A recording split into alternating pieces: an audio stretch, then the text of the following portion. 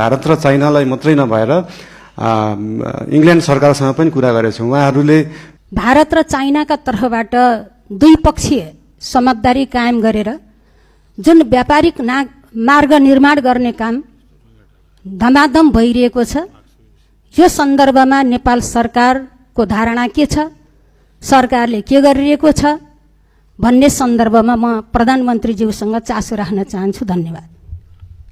सम्माननीय प्रधानमन्त्रीज्यू। माननीय सदस्यज्यू, लिपुलेक लिम्पिया धुरा सम्बन्धी बुझ्न खोज्नु भयो जस्तो लागेको थियो।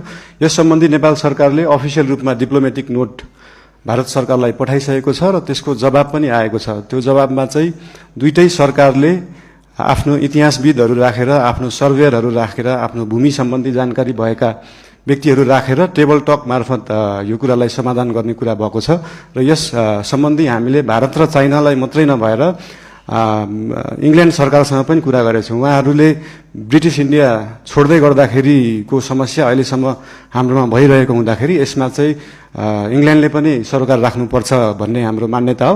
यो सबै कुराहरू टेबल टक डिप्लोमेटिक हिसाबले भएर समाधान हुने जानकारी गराउन चाहन्छु। धन्यवाद।